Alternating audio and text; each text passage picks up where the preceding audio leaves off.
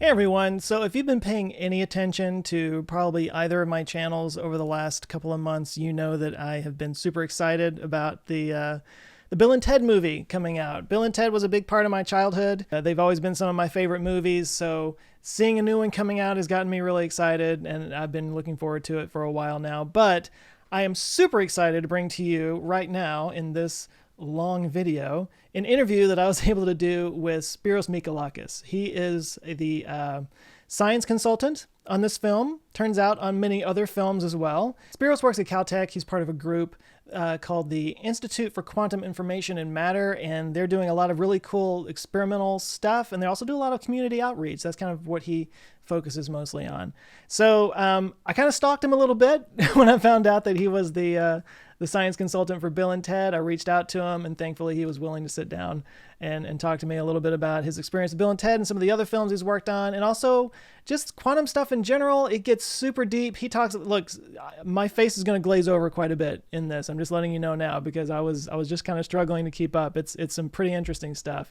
And I just kind of let him talk because he does a great job of that. So with no further ado, I want to say thanks again to Spiros for doing this. I really enjoyed it, and I hope we can do it again sometime. But for you guys, sit back, relax, get comfortable, and enjoy this conversation with Spiros Michalakis. Well, so is it Spiros or Spirosh? Spiros. So not ish at the end, just regular ish. Spiros. Okay. Is that Greek? Yes, it's very Greek. I think the only language that has the name Spiros is the Greek language, I guess. Okay. Yeah. My wife and I went there last year. So I'm practically a Greek citizen. I spent a week there. No, it was beautiful. We went to Athens and we stayed half of the time in Athens and half in Santorini. Oh, that sounds pretty nice. The very touristy places, obviously, but you have to if you're there for a week, right? So yeah, it was beautiful.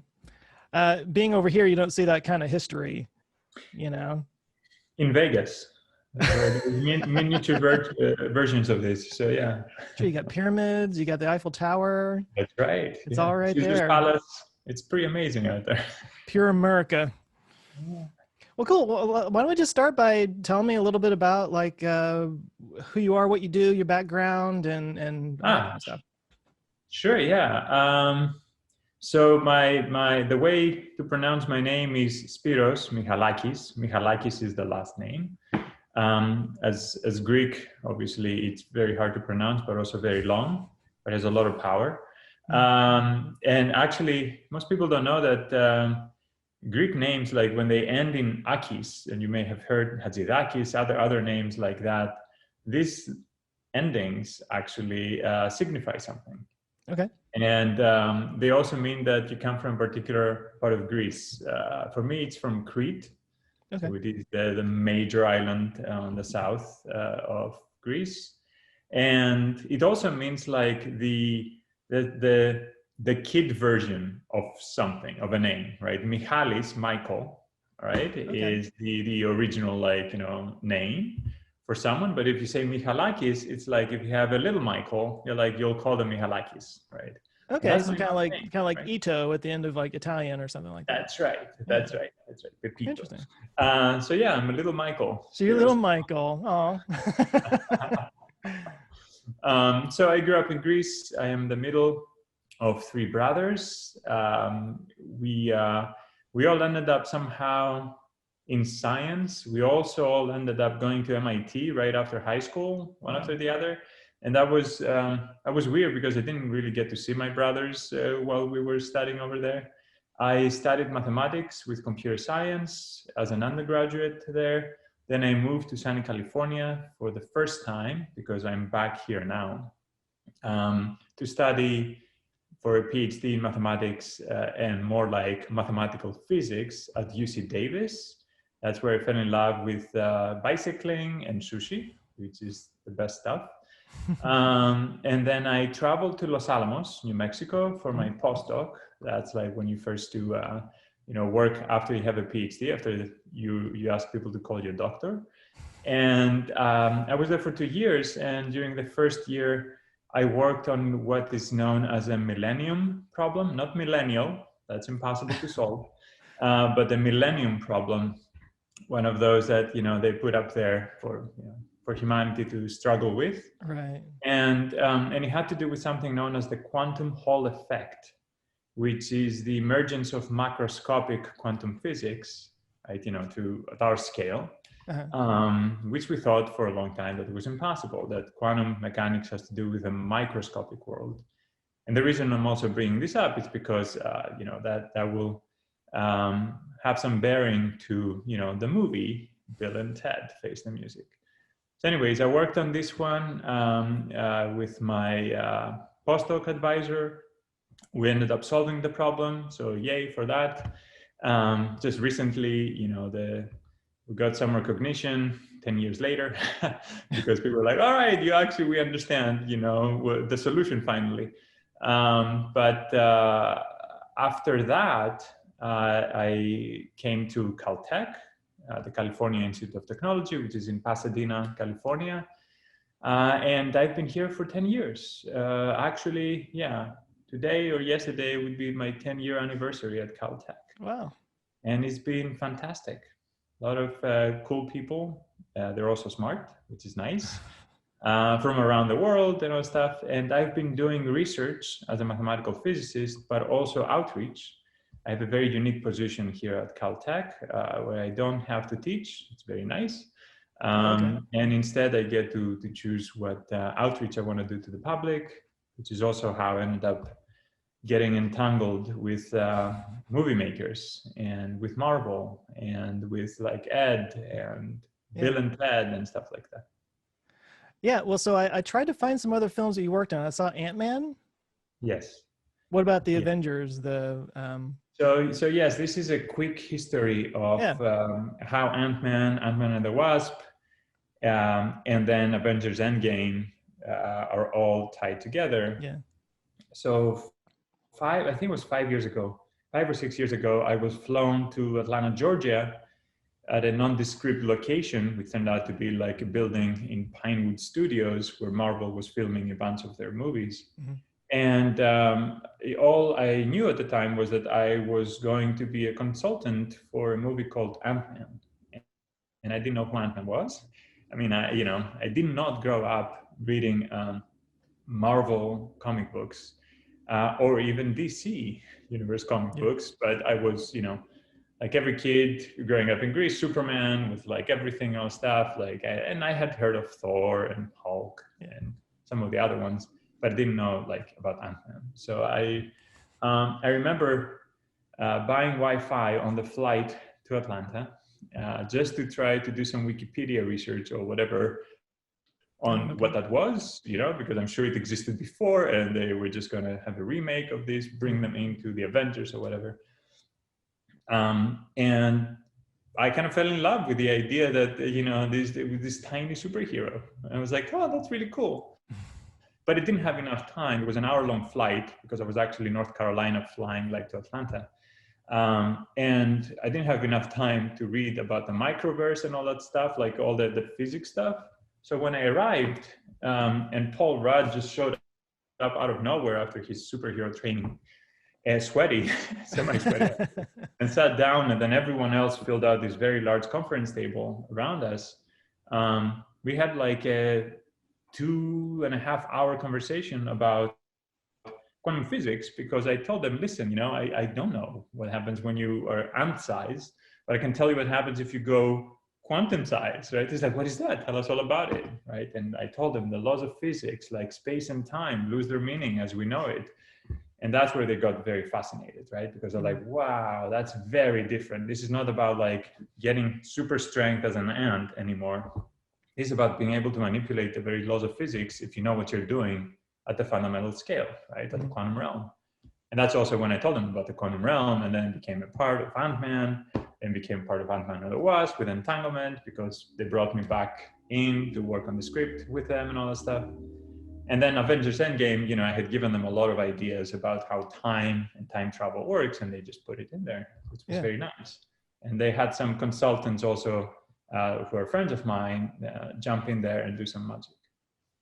So they were already shooting the film, and you came in and told them all about the quantum realm, and they're like, oh, we need to change the script. That is very, yeah, I was so surprised. And that was for Ant-Man, right? Uh-huh. Because Paul was like, so Spiro, we'd love to have you over. We're starting to film next week in San Francisco. That was back in 2014, whenever it was. And I was like, I don't understand. Like, how can you finish the script in a few days and start filming? He's like, oh, no, the script is done. But now we're going to have to incorporate everything you told us. It was like, oh, wow. And that's when I learned about the magic of movies, right? And movie making and how anything ever gets done. But yeah, it was incredible. If you've watched Ant-Man, at the very end, it's like, how does he get back from the quantum realm, right? If the notion of space and time kind of disappeared, dissolved away, how does he know even where to come back to? There is no such thing as a GPS of space and time, right? Einstein understood that as well. It's all relative. How can he be anchored to something that comes back out to the same reality from which, he left, right? To go and save, the world. And I suggested during the concert, I was like, it's love. I was kind of half joking because it was kind of interstellar style and stuff like that. It's love. But what I meant by it is actually something extremely scientific, which is like an entanglement with someone else, right? A correlation, an anchor. Even if you were to teleport in either space or time, you need that bridge that maintains two anchors at the source, right, and the target. Again, if he was the source, what was the target? Where was he trying to go, right? And that was his daughter. I said, what if it was his daughter? That's the calling is that. And indeed, they put that in the movie, right? It was like, she's calling for him and he's like hearing, while he's about to get lost in the quantum realm, it's like, and comes out to that again. So that was fun. So you get to be pretty creative about it.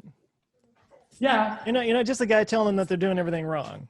Yeah. And for me, that's what the magic of the universe is, we don't know enough to know that things are impossible, right? So in fact, the more I study physics, its foundations, its mathematical foundations, and the foundations of the mathematics itself, the more I come to the realization that everything really goes. And this illusion of order and truth and all that stuff, it's just that, right? It's like particular perspectives, right? Points of view become so dominant that they crystallize, right? As a correspondence, like as an expression of the relationship to this underlying reality, they crystallize an answer.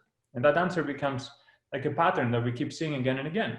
It's not because that's the only way things can be, but that's the only way we can see them. Yeah. Right? Until we break away from that using science or reverse engineering, the invisible world, and we make it visible. That's actually really interesting that you coming in kind of opens up more opportunities narratively than the opposite, That's right. That's what I love about this, because when you think about, you're a creative, or you're a writer, you're like a celebrity, and you're trying to figure out, is any of this possible? That's one of the first questions I ever get. Like, does it make sense? Like, are we completely done? Right? I have even an email from Paul Rudd, just the day after, who was like, all right, so we're going to go back and work on all the stuff that you told us. And then we'll share with you, what we come up with. And then you can tell us if we got it right, or if in fact we are idiots. And that's such a Paul Rudd thing to say. I was like, oh man. And they got a lot of it right. It was really awesome. But I think it's a beautiful thing when you create trust between human beings, right? Because you get to unlock superpowers that neither of you individually has. I don't have the creative powers and the training that they have to express things in a way that millions of people would fall in love with, right? I'm getting there, it's with enough back and forth, I'm getting there. I'm learning on my own how to express certain deep ideas, but at the same time, from their side, right, they don't know what they don't know. So ironically, instead of feeling like, oh, I'm going too crazy here, it's too unrealistic, they're not crazy enough, right? That the structure allows you to really be more confident when you try to go deeper, right? And to go to a place that other people will be like, wow, this is crazy. Could this be? And if you have an inkling that, yes, this could be under these conditions, right? So the conditions become the focus. It's not just like this unbridled like imagination that could go anywhere. It's more like the structure of it, right? What are the different points? That's like when it gets cool. And that's what I love doing. I have to apologize. My dog is like knowing I'm in the middle of something important, so of course he's got to have my You don't attention. have to apologize for your dog, okay? There would be no John Wick without like. That's a good point. And it's Keanu's birthday today, so. Oh, is it really? That's right. That's cool. He is turning 756 years old. He doesn't look a day over 56. The it's immortal. Actually, it was kind of funny watching Bill and Ted. I hadn't seen him without a beard in so long. Yes. You know, it was kind of like. That's actually true. Like that is so true, because the first time I met him, which was when we did this Anyone Can Quantum, which was a collaboration with Caltech and with Alex Winter, and we had Paul Rudd playing quantum chess against like Stephen Hawking. I was going to ask you about that. I watched that earlier. Yeah. And cool. I just walked in, like it was in Santa Monica State Studios where they're going to be doing some editing, and we just had him over just to do his lines, the voiceover. And I walked in, he was like this man who's like broad shoulders, all that stuff, just sitting there with like a cigarette and just the most like the definition of cool. Okay. And I had no idea. We're just walking in, and the motorcycle, like, you know, jacket and everything, and the beard. And I didn't know, I wasn't expecting him to have a beard. Right. And when I just passed by before I entered, I looked, I was like, I just couldn't even help myself. Like we were friends for years. I've never met him before. Like, Keanu. And he looks up. He's like, "Oh, hey, you must be Spiro." Right? And I was like, I can die now. I can die now. Yeah, doesn't even know my name, right? You know. Yeah. So that was like, yeah. But then to see him, anyways, we can talk about this. But like last summer when I was on set, fully shaven, I was like, whoa, that's crazy. Yeah. Well, so that I forgot the title of it, but the thing that you did with Paul Rudd playing Stephen Hawking in chess.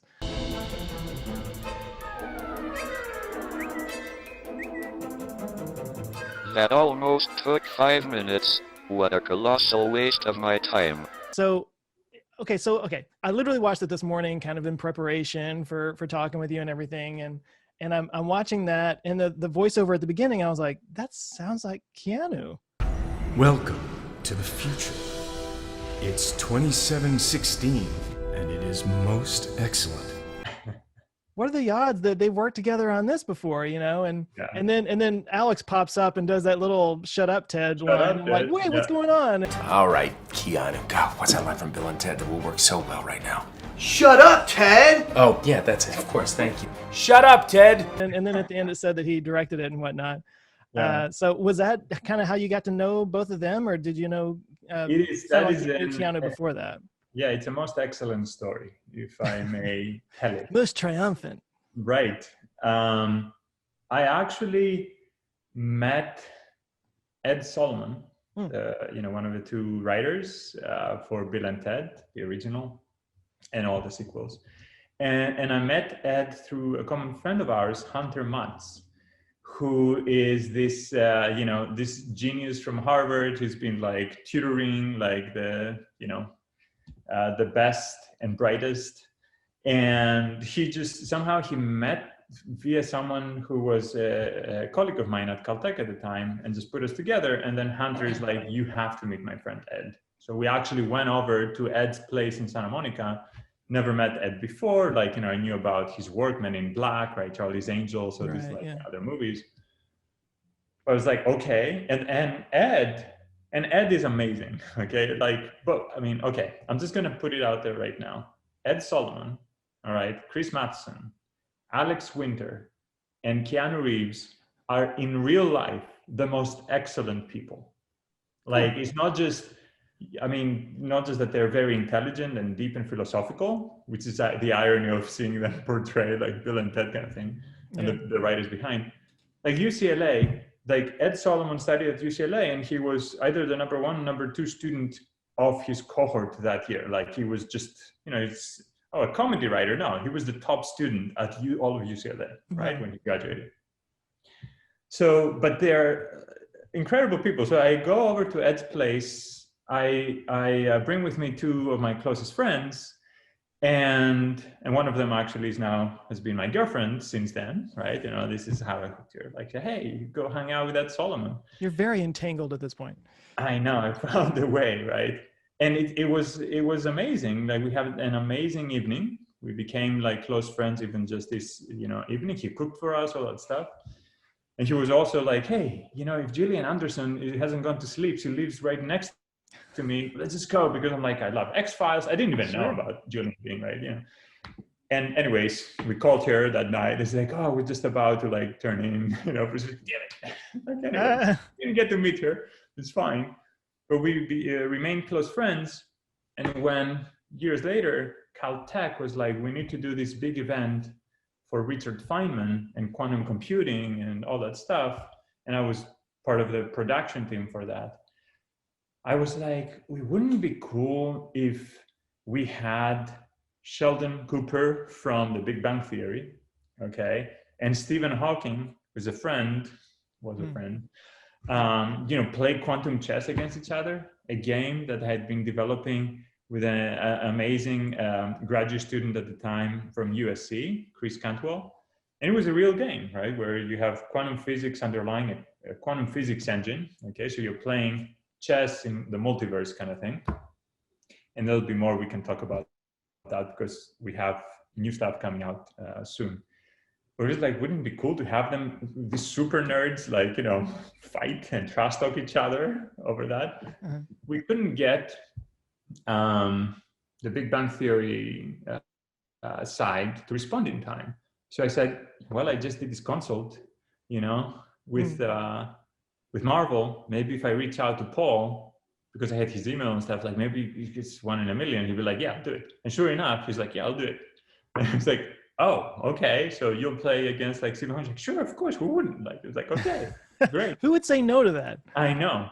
And then I go back to the director of the institute that I'm a part of here at Caltech, and the institute that was putting together a big event at Caltech. And I'm like, all right, so you won't believe this, but I have Paul Rudd. We bring in Stephen Hawking. How hard can it be to do the rest? And we have a month to do the rest, okay, before the event. And what does the rest mean, Joe? Because I am a quantum physicist, I am not a filmmaker. The rest means you need the director, you need the writer, you need everything else, a crew, like, that stuff. Yeah. The rest, okay? And so I kind of panicked. And I was like, oh crap, what are you, at least I need a voiceover. I need someone to do the voiceover for this thing, right? As they're playing, to be the commentator, right, of the quantum chess battle. And who would you think? Like, if I were to ask you, like, of the most quintessential, like, voiceover voice, okay, right, of God even sometimes or whatever. Mm-hmm. For me, it was Morgan Freeman. That's exactly where my mind went. It was Morgan Freeman. Yeah. Okay, I thought, like, I don't know, it's not going to happen, of course, but like Morgan Freeman. Who do I know that knows Morgan Freeman, right? And I had just worked with Ed Solomon on Now You See Me 2, the second movie. Oh, okay. And I just realized that Ed created a character named Dr. Michalakis in the movie, talking about quantum computing, right? Oh. It was like the cool lady who was one of the 4 like horsemen of the apocalypse, okay? And she was like, her name was Buffy, but also Dr. Michalakis, right? And there's this viral scene where they start doing all their tricks, like trying to take this quantum chip and, steal it away from this multinational corporation. And anyways, we had just done this, and Morgan Freeman was in Now You See Me, okay? He was apparently the bad guy in the first one. So I put 2 and 2 together. It's like, I'm going to reach out to Ed.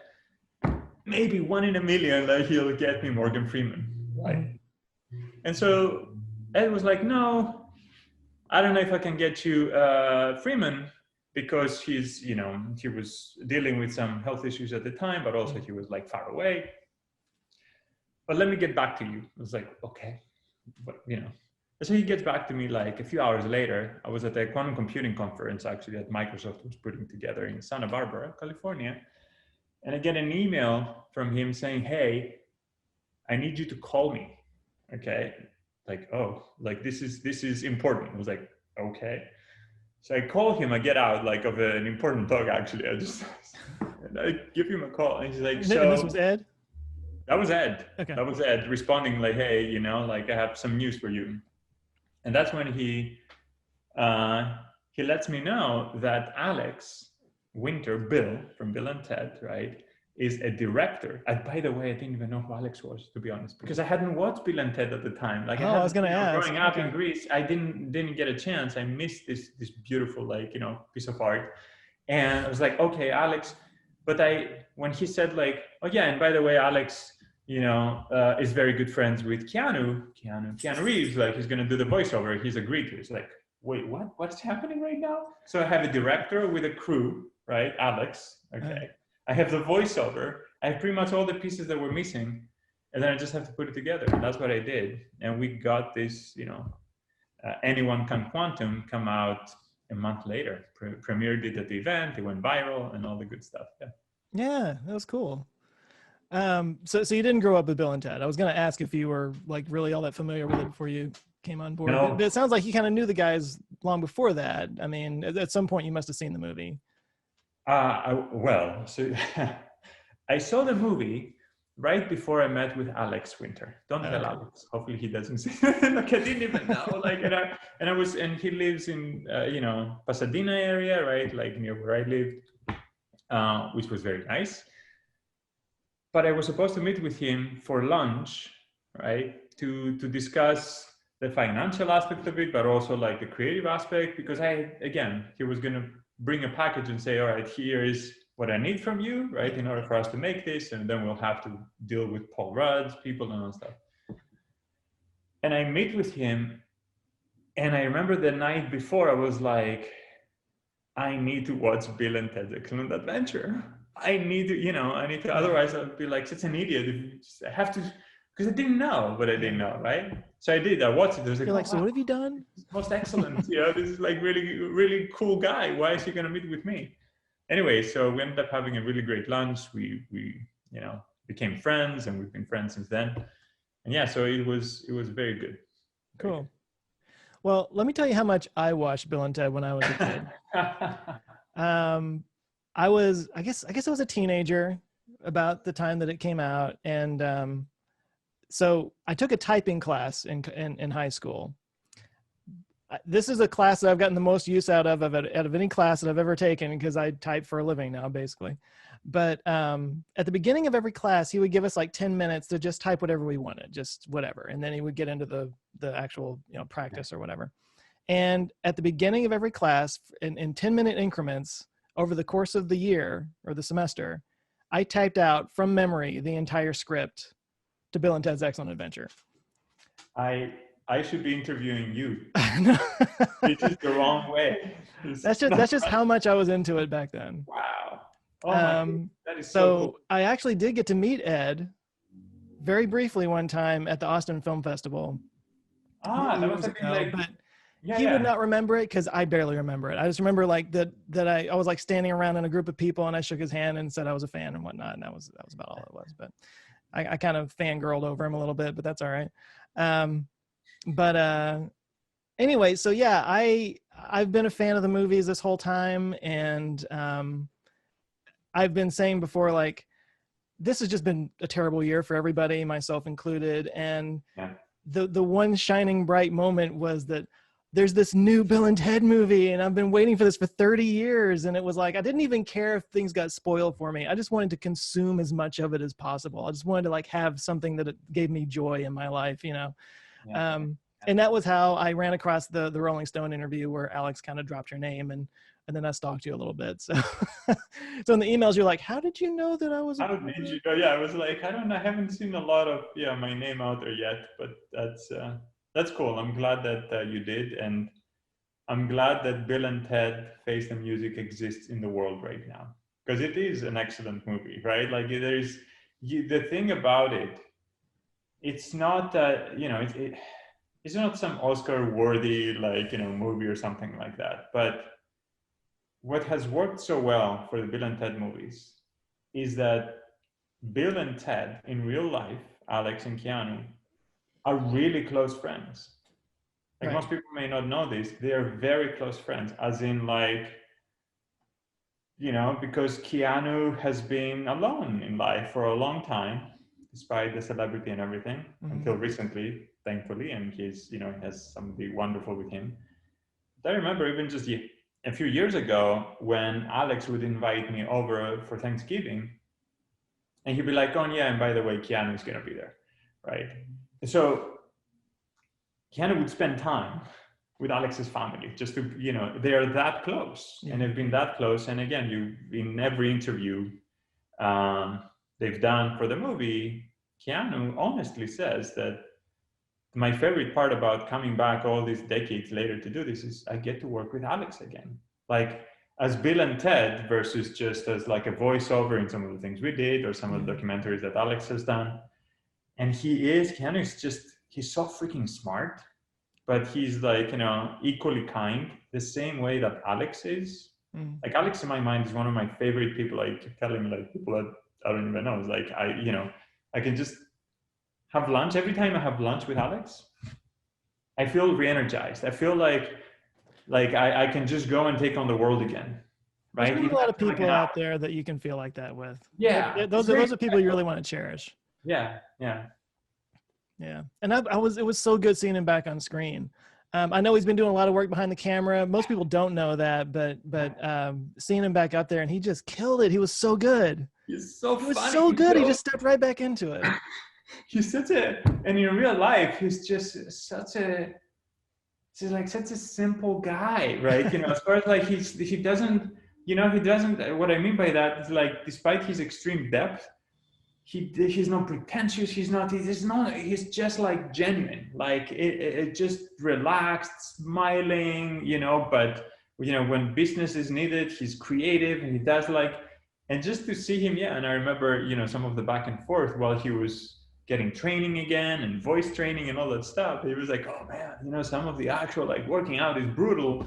And I have to do Zappa and I'm doing Sobeys Kids, these amazing documentaries that are coming out." And I was like, "How are you juggling everything?" Right? He's like, "Oh, at least it's not as bad as Keanu, right? He's finishing John Wick 3, he's doing this, now he's going to Matrix." It was like, "Oh yeah.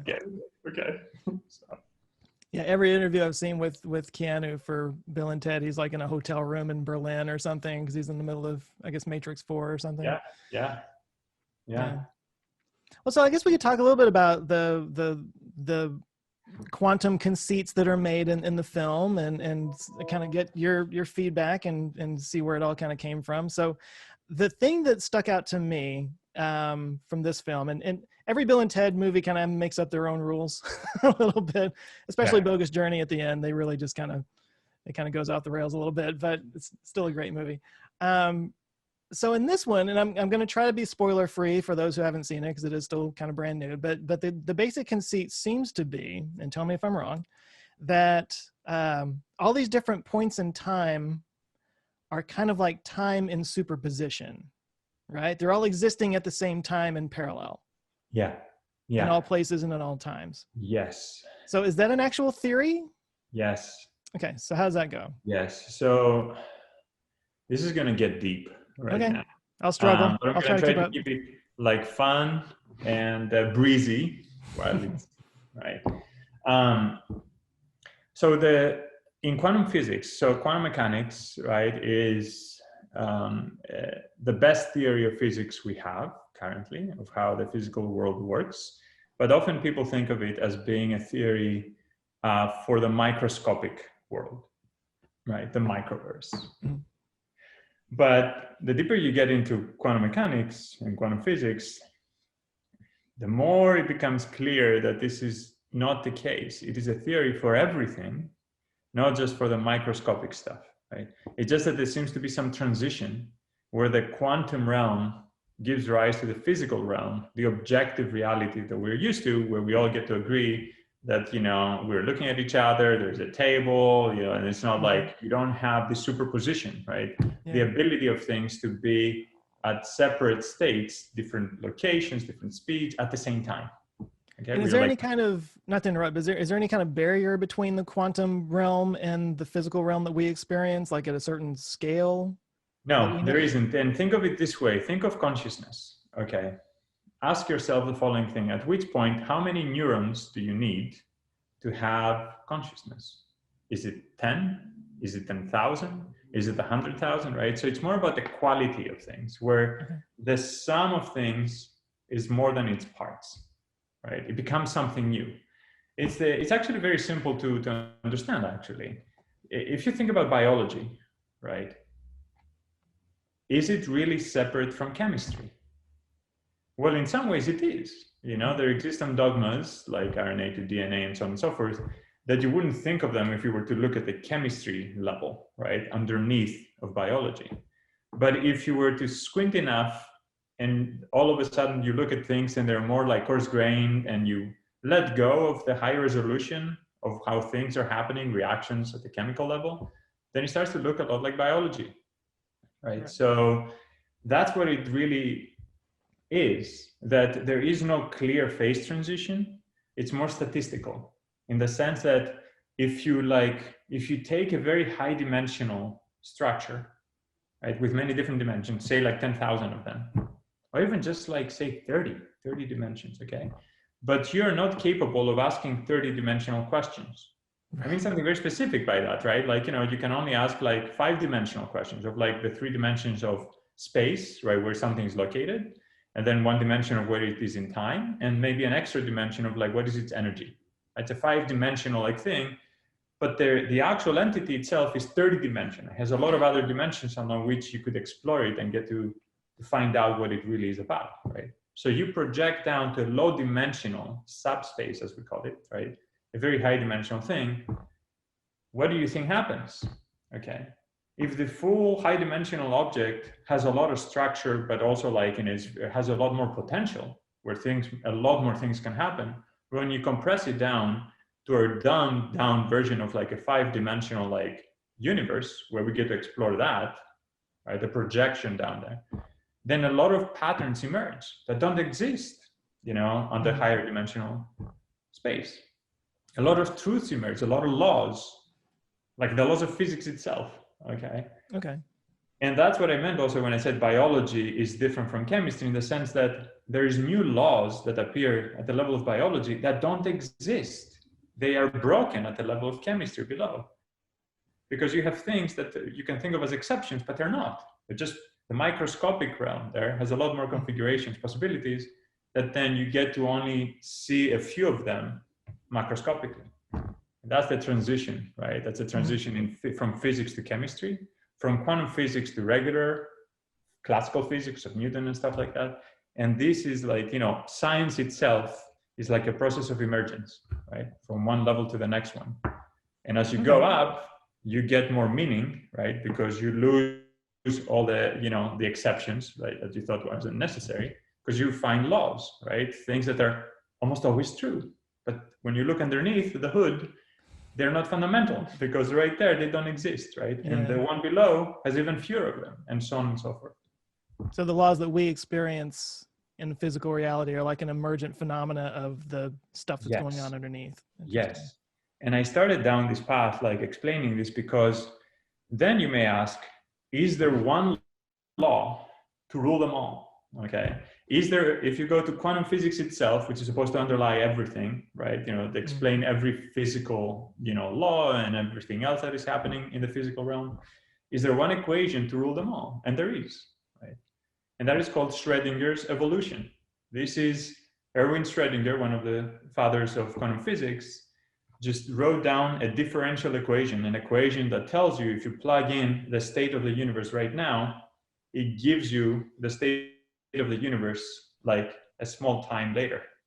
And if you string them all together, you get to, you know, from the initial condition, say the Big Bang or something, you should be able to figure out like the distribution of possibilities at any point in time. Okay. So I started thinking, where the heck does that come from? Who ordered that? Okay, why is it like this? Why, you know, where does that evolution itself come from? Because baked into it is the notion of time, right? It is like, it is written in the equation, it's all about the time, right? The thing over which you're differentiating is time itself. So if I could understand where the equation came from, then I would understand like where time itself comes from, and whether it is a fundamental aspect outside of like the physical realm kind of thing, or if it is itself emergent, just like biology is emergent from chemistry. And I did. I think I had an epiphany at some point. I was like, all right, there's an ambient space where time doesn't exist. A place where if you look at just part of it, then the equation emerges just like statistically becomes like the truth. Okay, that's why it's so powerful and explains so much in quantum physics. But the thing relative to which the part that evolves under the equation exists, that other half is what we call time. And there is an infinite number of states for time itself. Right? Gotcha. From that point of view, when you put the two together, the whole thing is timeless, is static. Just like a chemical, process which stops bubbling at some point because it is in dynamic equilibrium with the products and the reactants. And from the outside, it is timeless. It is as if it's not changing, because you need change in order for time to exist. Without change, it's a more fundamental concept than time, right? Yeah. Then there is no, ticking of the clock. And from the outside, it looks like there's no change, but if you go from the inside, there is this perfect dynamic equilibrium, whereas this changes to catch up with it, and that's why there is a line in there about like an infinite number of pasts entangled with an infinite number of futures, but also all of time exists at the same time, right? It's just a moment of like accessing a state of the other half of the universe, which is outside of like space as we think of it, right? The thing that completes us. And that's it. And it's pretty cool because once you think of it as like we are in this half and the other half is what we call time, but we just keep track of a label of it because we cannot explore it directly, right? It just has a mind of its own and we're just trying to keep up. Then from time's point of view, we are time. Like on the other half, right? They are just space like we are, multi-dimensional and all that stuff. And we just don't know this. We just think of dumb it down to like a single like point, tick, tick, tick, tick, tick, tick. It's a one-dimensional line. I would string together different frames of it. But we don't know its internal structure. But from its point of view, it also doesn't know we are like fully, high-dimensional objects and all that stuff. We're just a label from its point of view also. So yeah, I got a little blood dripping from my ear, but I'm hanging in there. That's right. That's the idea then, that you have this infinite time on one side, that we are entangled. Every single one of our frames, right, of our states of being is entangled with a frame from time itself, right, from the other side. And you have a superposition of them, like a full-on superposition, an infinite one, where for everything that happens to us, the fact that we even know that change happens, it's because on the other side, right, the state of time itself has changed, right? There's a difference because if it didn't, if nothing changes around us, we don't even know. And even internally, right, we don't know that time passes. It stops, right? It disappears. And when that happens, it's not just time stops, space itself disappears. We don't think of it as humans, right? Like, but if you go under general anesthesia, the moment you turn off the ability to create memories, right, to have a reference frame for what was before your previous state, then you go into a timelessness state, right? A state that like time disappears because you cannot perceive change. You cannot form memories or keep them or be aware of them. And that's like all of space and time, your existence disappears. Right, like everything just stops. Okay, there's nothing. It's not just a stopped frame on your screen. It's not even blackness or like slowing down of time, like in a dreamlike state. It just, you don't even know you exist until you come back online. Yeah, it's just missing time. Yeah. That is a lot to process. Hang on a second. It's all in the movie. If you slow it down and play it backwards. It'll say Paul is dead. Wait, that's right.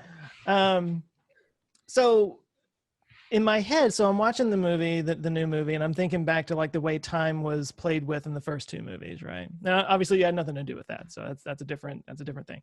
But there's the whole thing of like going back in time and changing something so that it affects the present. Like he steals his dad's keys and leaves them behind the sign and stuff like that. So that kind of implies.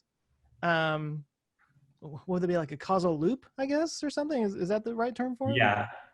I mean, it's a fun thing that they did back then. The good news is that there are no paradoxes. There's no grandfather paradox or anything like that. There can never be any issue. And that's because time, again, is quantum, and time, more importantly, is multidimensional. It's not, a single dimension. As I was saying before, that's why I brought it up. If you think of time as just like we are, but just from a point of view that where we don't get to see its internal structure, its high dimensionality, and you just keep track of it like, did you change? Did you change? Did you change? And by the way, a clock, the most basic clock, is kind of like, a simple oscillator, right? Like a simple pendulum, like tick, tock, tick, tock. And it goes between a 0 and a 1 state, 0 and a 1 state, right? And if you want to string them together because something else is kind of like, because that would be a 0-dimensional time, right? Either you're the 0 or the 1 state. To become a 1-dimensional time, you have to string them together and say, well, this 0 was different from this 1, or this, and so on and so forth, right? You're keeping track of like something else beyond just like on, off, right? You try to string them differently. But even so, if time is multidimensional, say 2-dimensional, then not only can you go forward and backwards, at least in the quantum realm, right? You have the ability to do that if you can fight against what is called the arrow of time, the thermodynamic arrow of time. Imagine going left and right also. Just like we can in space, right? We just skip to the left or to the right. Then there is no such notion as a unique future or a unique past. It just, you're accessing a different movie. Like imagine you're playing a movie and at some point somebody tells you, okay, I have a movie editor, right? So I'm gonna borrow a bunch of frames from a different movie, a parallel movie, and bring them and splice them in, right, to a place where the next frame was supposed to be that of the original movie. You can put as many as you want there. And then once you're done with them, you can skip back to like, up, and now we're back to regular programming, which was the main timeline, right? But the point is that there is no such thing as a fundamentally main timeline. There is no such thing. The one that gives it the illusion that such a thing exists is what we call the thermodynamic arrow of time. It's what we call the second law of thermodynamics. It's actually a very simple concept, right? It's a very deep but very simple concept, and it's one of the laws in most physicists' mind is the most fundamental law of physics. And they're right, because it's not a law of physics, right? It's a very deep law of mathematics, which has to do with like what I was describing earlier. You're a low-dimensional entity that's trying to understand a much higher dimensional one. You end up creating the illusion of order, right? Where certain things become much more likely than other ones, even though everything is equally likely at the lower level. When you get back up to the higher level, right, like the biology to the chemistry, then certain things become much more likely, and it's like if you flip a coin 100 times, every single configuration, if you have a 50-50 chance of flipping heads or tails, right, every single underlying configuration of 100 heads or tails is equally likely. But if you actually flip it in real life, most of the time you're going to get 50 heads and 50 tails in some sequence. Why? Why is there a law, right? Why aren't they all uniform again? Why can't you just get equally likely 100 heads in a row? And that's entropy. That's like the idea that it's not a one-to-one correspondence between the underlying microstate and the one that we get to observe because we are this low-dimensional entity, the zoomed out version, the macrostate, right? Where we take like billions and billions of outcomes and we have to bin them into like 100, right? And what happens is that you don't have a uniformity anymore. Like the way that these are distributed equally, any one of them is equally likely, you'll flip something, they don't get like, to appear in the same way up here. And that's where order comes from. That's the idea of entropy, that the thing that you will see next is not like some special state. It's the one that is most likely for you to experience randomly, right? If you were like to, and this is deep, this is very deep, because it reminds us that our point of view is not fundamental. The fact that we are like giants of space and time doesn't negate the fact that like what we observe has microscopic underlying states that have a different probability, right, than what we perceive them to have. So if you have like a macroscopic state that has an underlying population of like billions and billions of microscopic states that all look exactly the same from the zoomed out point of view, like for example, getting 50 heads and 50 tails in some interleaving configuration when you flip 100 heads. This is why you're going to get that versus 100 heads or 100 tails in a row, because there's only one underlying one for that. You have to get all of them the same way. There's no other combinations, right? You have to get every single one of them, get heads 100 times. Yeah. Right. And so you have to remember that the probability of outcomes up here is determined by the actual probability of outcomes below, because that's what's really going on. We just are not aware of it, right? So the arrow of time that Hawking talked about is nothing but this. Like the second law of thermodynamics is not a fundamental law of physics, but it's so powerful mathematically that it is the same law that gives rise to truth itself. Right? So The how concept long of did truth it take also. you to get to where you have this view of things? Like, was it something that just kind of snapped into place at some point? Or was it something that's just kind of like grown over time? There were a lot of things that snapped, but also I think it's because of my unique position again to interact with children and or with celebrities or producers from Hollywood or industry or whatever, people that are lay people who don't know the math and the physics that we know, say at Caltech, but who still are very bright, curious minds, like every human being actually, and they have great questions.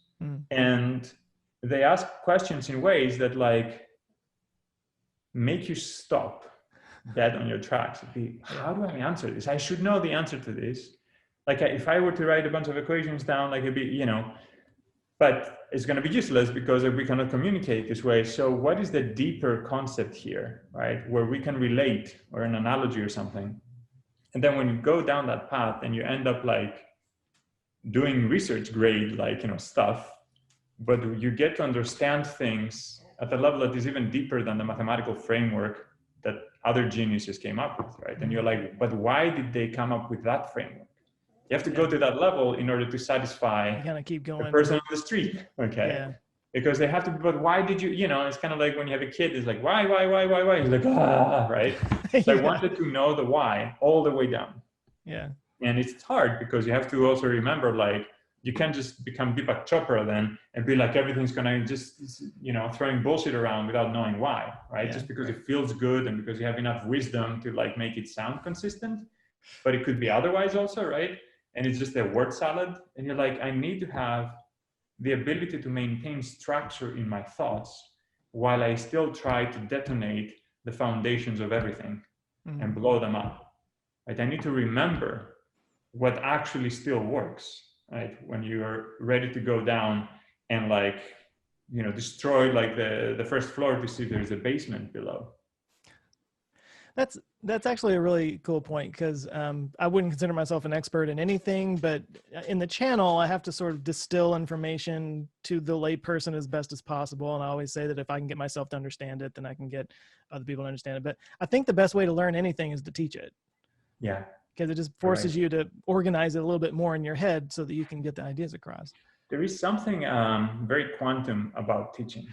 Okay, so I will say something extremely profound. Everything's quantum for you, isn't it? But here's like, yes. Here is why, right? This is the profound part about quantum physics. And I've said it a couple of other times. But I want, if I'm going to be remembered for something, I want it to be this, okay? Quantum physics, first of all, is not the end, okay? This is not the most fundamental theory we have. And it'll make sense why, right? Because quantum physics is another theory of knowledge. Like Einstein's theory of general relativity, it is a framework within which we get to ask questions, okay? And if it's ever going to be wrong is not because the mathematics itself was wrong, but because we made an assumption that we finally found a way to break, epistemologically speaking, right? We were able to ask a question, which often has to do with like changing a point of view or like having a new machine or experimental device or whatever, which breaks a particular assumption at the very mathematical foundations of the whole theory, right? Where it said, no, you will never be able to observe the universe in this way. And we're like, no, we just figured out a way to do it. Okay. And once you do that, then all of the consequences of these axioms, right, of this foundation, may go up in smoke. And for example, when Einstein was trying to, why was he doing thought experiments? This is a very powerful thing, right? Like, the theoretical mind, right? The human mind is infinite, right? We can understand everything. We just need to focus our attention and be like, all right, what do we actually care about? What questions do we want to ask? But he asked the question, I was like, what would it feel like to be traveling near the speed of light? If the speed of light is finite, okay, and it's that, and it's also like the fastest anything can go, how could it be that the universe doesn't explode when you run with a flashlight? Because we're used to adding velocities, right? If you're in a car and you throw a ball and you throw it with 30 meters per second and the car is going at 50 meters, it's going to be 80 meters per second, we thought, right? But the faster the car runs or the faster you throw the ball, then you have special relativity kicking in, where space and time itself have to reconfigure themselves, right? In order for you to not break the absolute speed limit. That every time you sum two velocities, they have to be upper bounded. The sum can never be larger than the speed of light. Which means what? A speed is what? It's a ratio, right? Of units of space divided by units of time. So how can you keep something below some other quantity like the speed of light, right? Either you shrink, right, space, or you dilate time. Guess what you've seen in Interstellar when they're near Gargantua, like the black hole. Yeah. These dudes spent a few hours there, and their friend back at the spaceship far away is 35 years older. Right? Yeah. This is what they're experiencing. This is relativity. We get to experience the universe qualitatively different if we are different types of observers, radically different from each other, like traveling at different speeds, accelerating at different speeds, right? There are points of view that go beyond just moving our head around or even speeding relative to each other. We have not unlocked yet. And once we do, magic will happen in this universe. I like that. Cool. That's fun. Well, we're getting close to an hour here, but there was something I wanted to do with you if you're up for it. Okay. So for the people who are listening or watching and maybe haven't seen the movie, Kid Cudi has a role in there. He plays himself, and he is your voice, I feel like, because he's like this inexplicable quantum genius who just has all the answers to everything. And so what I did was, so I saw the movie in the theater, and because I'm who I am, I guess, I came home and immediately bought it, and I watched it again last night. I wanted to kind of go through some of his lines, and basically I'm going to call this, is it science or gibberish? Was it just something that he said to sound cool and weird, or is it real? Yeah. All right. So when he first shows up, he walks up and he says, my dog still wants to be in on the interview. That's awesome.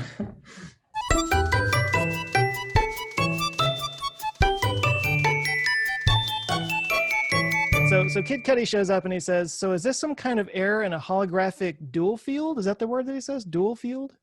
Yeah. So this is definitely real science. Okay. And in fact, it's cutting edge quantum physics and string theory. It's supposed to be, is this an error in the holographic dual? And yes, field, I guess that makes sense. But it's what we call gauge gravity duality, or ADS CFT. This is the idea that this whole universe, where we experience gravity and the rest of the laws of physics, electromagnetism, and strong and weak nuclear forces, it's actually a hologram. Just like in a hologram, you have a two-dimensional thing, you shine a laser, and then creates the illusion that there is a three-dimensionality to it, right? Mm-hmm. An extra dimension. The idea is that for certain spacetimes, certain solutions to Einstein's equations of general relativity, negatively curved, spacetimes, we can show that this quantum field, these quantum states that exist in one lower dimension, give rise to an extra dimensional bulk where we live and experience gravity. So gravity does not exist on the boundary of this hologram, right? Okay. But it exists in the bulk. And more importantly, there's a deeper idea here that all the information you need to be able to understand what's happening to us here, right? And to explore also, what's happening to the event horizon of black holes or the singularity of a black hole, and in general, quantum gravity. To understand quantum gravity, imagine if you can remove gravity from the equation, right? Imagine if you can derive Einstein's theory of general relativity, which is the curvature of time into space, right? And we can go into that, why this is gravity. Imagine that you remove it from the equation, and then you go back to quantum instead of quantum gravity, okay? Because you just have everything you need on the boundary of this theory, right? And that's just a quantum state, a quantum field theory. So you have to understand that and then you can extrapolate every observation you want in the bulk where we live to something that exists on that boundary. And so, yes, the idea was, it was real that there's like something happened there, right? Where like this reliability and consistency of things at the boundary, there was a glitch to the code. There is actually like a quantum error correction like that is happening to make sure that our universe in the bulk doesn't just explode every time we flip our fingers. And then there's a fluctuation and then it spreads and is a supernova, right? So there's something deep going on here. So that was yes. That's real. All right, so he follows that with, or is this a Wilsonian loop causing a temporal singularity? Yes, so this is something else. This is real too. Ed really wanted it in there, so I'm like, all right, we're gonna add this, we're gonna go with this. There is the idea of renormalization that Wilson came up with, like a great mind, great physicist, that in order to understand what's happening at the quantum level, where you have very high energies and all that stuff, right?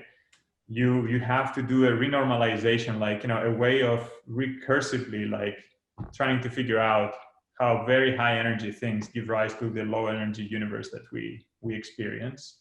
And maybe there was like an issue there, right? There was something went bad, and that's, the fabric of space-time is now kind of coming together. Okay, I think I follow that.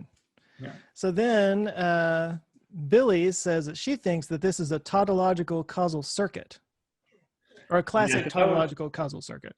That was Ed. You're like, no. Well, I was like, you that's all you got this, tautological, it is what it is, right? It just means like, it's not doing anything. It's just like equivalent to itself. It's a tautology. Like, you haven't said anything new. So he just loved that word, I guess. So he didn't put it in there.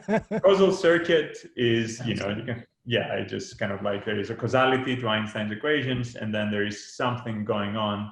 But I think that maybe if you were to Google it, I think you may have found it on the Stanford Encyclopedia of Physics. Maybe there is something to it, this tautological quantum circuit or causal circuit. I think I remember it just because I was like, why are you saying this in the script?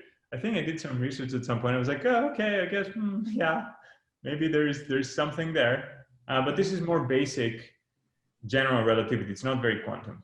Okay. And finally, there was a line that Kid Cudi said. There were others, but I'll stick with this one. He says, to really dig the groove of the quantum realm, you got to choose a place to dig it from. Yes, that was my line. That was your line, okay. Oh, yes. I was so happy, made it verbatim in there. Oh, funny. Oh, man, and I had to teach a bunch of these lines so she could say them, like, because I had to teach Kid Cudi, like how do you say epistemological, how do you say these things with confidence and all that stuff, and some of the names. Oh man, there's so many cool stuff in there. But anyway, he's not even an actor. I'm sure that he just got the script and was going, dude, come on. There was we smoked hard, to get to the groove. No, I don't smoke. Anyways, but it was like, that was a lot of fun.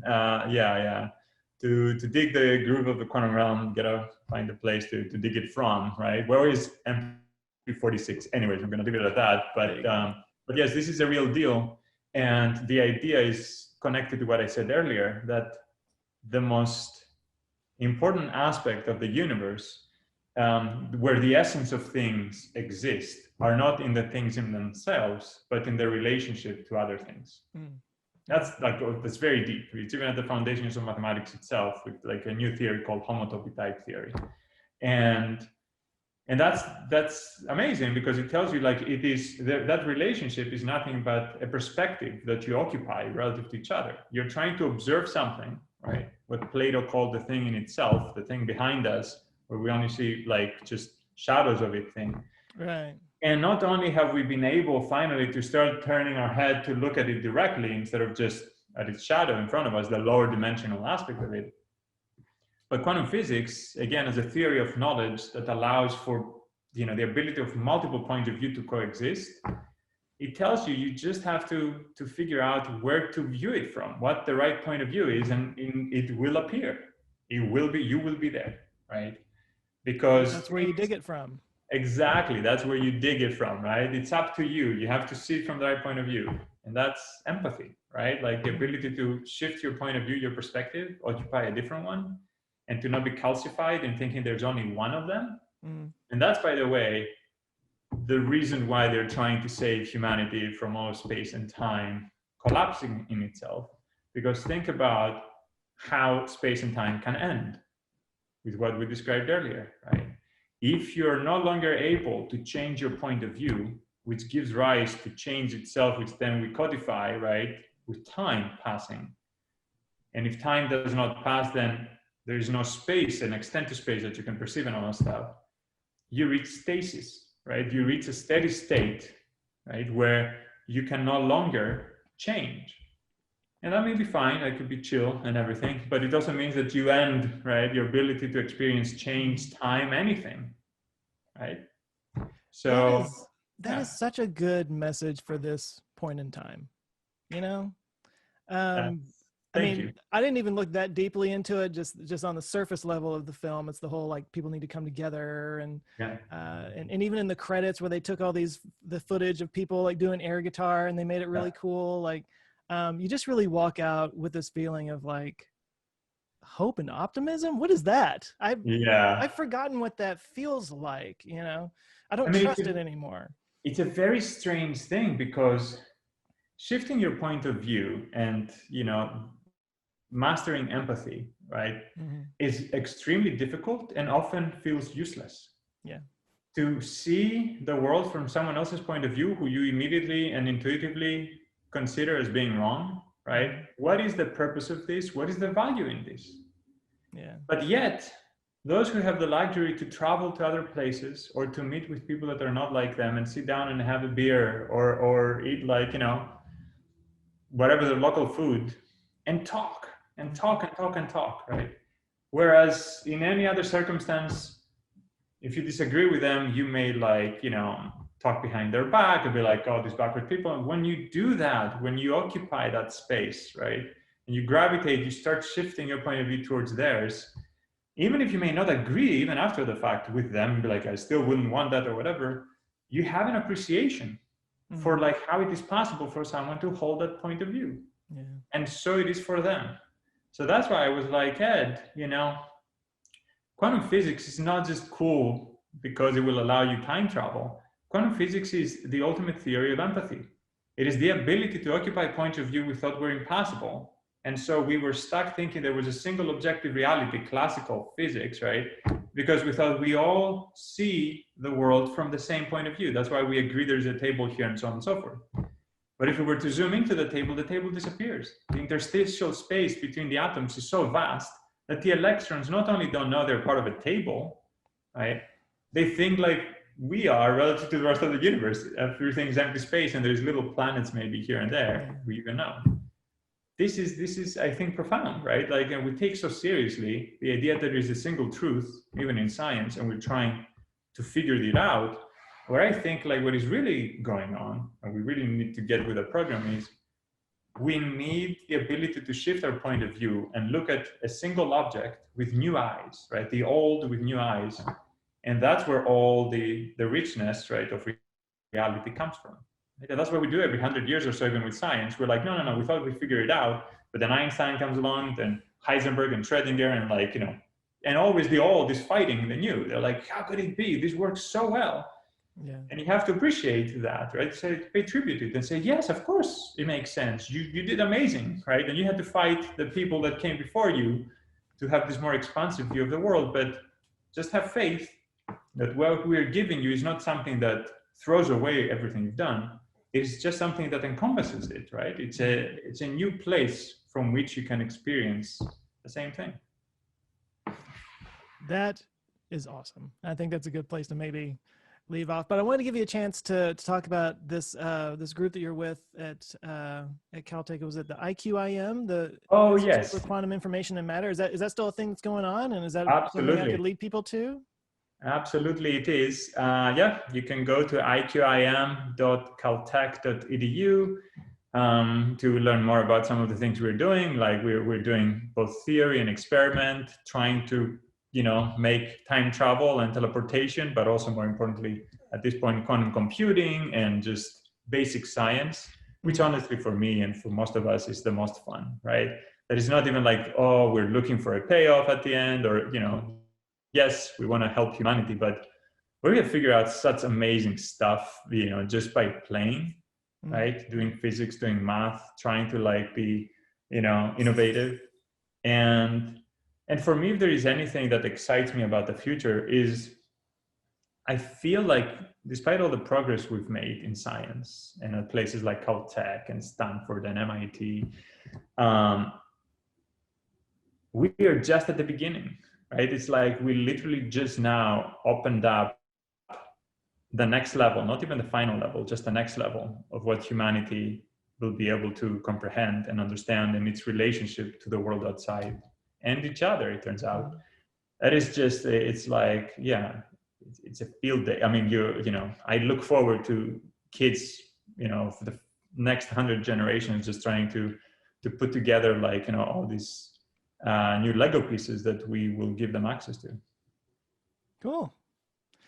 I feel like I could do this for another hour, but my dog's bladder is about to explode, and I'm sure we have other things to do. But maybe we can do it again sometime, because I really enjoyed this. I really appreciate you taking the time. Do you have any other films that are coming up that you might be consulting on, or can you talk about that? No, there's some things in progress, and it's getting to a place where the producers and the creators are asking me to be a producer. So not just help with, which is very nice, because they really are seeing value in just not just adding science, but the science of wonder, right? How to string together beautiful ideas. And so I hope that there will be more of that. I really do, because there's a lot we can learn from each other. Oh, cool. I wish you luck with that. All right. Thanks again to Spiros for doing this. This was a lot of fun. And again, I hope we can do it again sometime. But if you guys want to check out their Institute for Quantum Information and Matter, I want to make sure I get that right. I'll put a link down in the description. There's some cool stuff that they're doing. And I think they've got some online seminars that you can take, and they've got videos and stuff. But otherwise, thanks again for watching, and be excellent to each other and party on, dudes. Catch you next time.